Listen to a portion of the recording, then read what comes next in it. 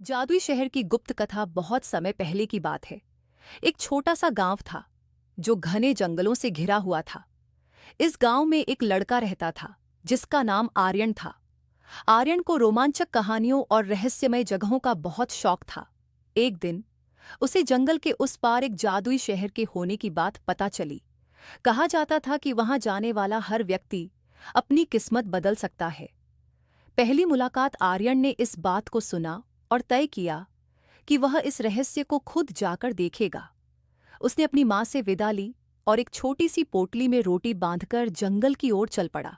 जंगल में दाखिल होते ही उसने महसूस किया कि यह जगह आम जंगलों से अलग है। यहाँ के पेड़ बहुत ऊंचे थे और उनकी छांव से सूरज की किरणें भी जमीन तक नहीं पहुंच पाती थीं। चलते चलते उसे एक बूढ़े व्यक्ति मिले जो अजीब तरह का बांसुरी बजा रहे थे। बूढ़े ने उसे रोककर कहा, बेटा, तुम इस जंगल में अकेले क्यों जा रहे हो? आर्यन ने उन्हें जादुई शहर की बात बताई। बूढ़ा व्यक्ति मुस्कुराया और बोला, तुम वहां जा सकते हो, पर तुम्हें 3 कठिन परीक्षाओं से गुजरना होगा। आर्यन ने निडर होकर कहा, मैं हर चुनौती के लिए तैयार हूं। बूढ़े ने उसे एक ताबीज दिया और कहा, यह तुम्हें मुश्किल वक्त में मदद करेगा। पहली परीक्षा, रहस्यमय दरिया। आर्यन आगे बढ़ा और जल्द ही वह एक चमचमाते दरिया के पास पहुंचा। दरिया का पानी चांदी की तरह चमक रहा था, लेकिन कोई पुल नहीं था। तभी पानी से एक सुंदर जलपरी प्रकट हुई। उसने आर्यन से कहा, अगर तुम इस दरिया को पार करना चाहते हो तो मेरे 3 सवालों का जवाब दो। आर्यन ने सहमति जताई। पहला सवाल था, दुनिया की सबसे अनमोल चीज क्या है? आर्यन ने कहा, मां का प्यार। जलपरी मुस्कुराई और बोली, सही जवाब। दूसरा सवाल था, सबसे बड़ा शत्रु कौन होता है? आर्यन ने सोचा और जवाब दिया, हमारा डर। जलपरी ने सिर हिलाया और कहा, तुम फिर सही हो। तीसरा और अंतिम सवाल था, सबसे बड़ा उपहार क्या है? आर्यन ने जवाब दिया, जीवन। ये सुनते ही जलपरी ने उसे पानी पर चलने का रास्ता बना दिया।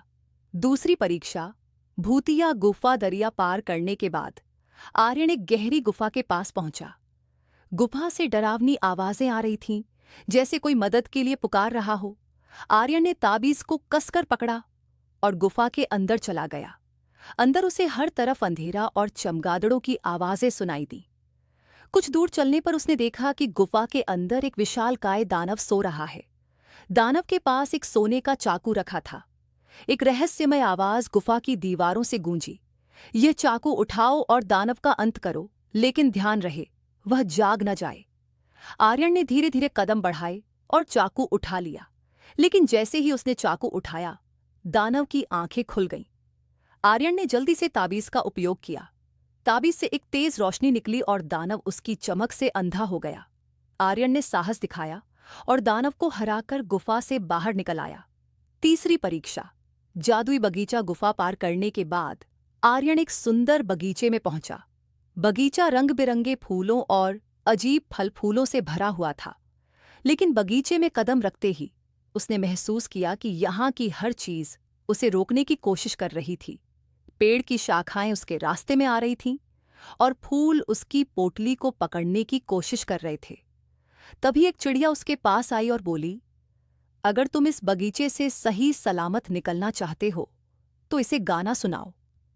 आर्यन को याद आया कि उसकी माँ उसे बचपन में लोरी गाया करती थी। उसने वही लोरी गानी शुरू की। धीरे धीरे बगीचे के फूल और पेड़ शांत हो गए, रास्ता साफ हो गया और आर्यन आखिरकार बगीचे से बाहर निकल सका। जादुई शहर का प्रवेश। 3 परीक्षाएं पार करने के बाद आर्यन एक सुनहरी रोशनी से भरी जगह पहुंचा। यह वही जादुई शहर था जिसकी कहानियां उसने सुनी थीं। शहर के लोग उसे देखकर खुश हुए और बोले, तुमने साहस और दयालुता से इन परीक्षाओं को पार किया है। उन्होंने उसे शहर का सबसे बड़ा रहस्य दिखाने का वादा किया। आर्यन को शहर के बीचों बीच एक विशाल आईना दिखाया गया। लोगों ने कहा, यह आईना तुम्हें वह दिखाएगा जो तुम्हारे भीतर की सच्चाई है। आर्यन ने जब आईने में देखा तो उसे खुद का एक और रूप दिखाई दिया। यह रूप उसके अंदर की अच्छाई और बुराई का संतुलन था। आईने ने कहा, तुम्हारी सबसे बड़ी शक्ति तुम्हारा हृदय है। अगर तुम अपने दिल की सुनोगे तो दुनिया में कोई भी बाधा तुम्हें नहीं रोक पाएगी। अंतिम संदेश आर्यन ने जादुई शहर से एक नई सोच और ताकत लेकर वापसी की।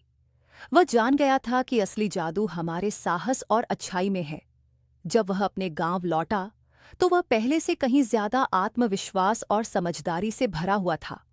इस कहानी का संदेश था कि जीवन की सबसे बड़ी जादुई शक्ति हमारे अंदर ही होती है। साहस, प्रेम और दयालुता से हम किसी भी बाधा को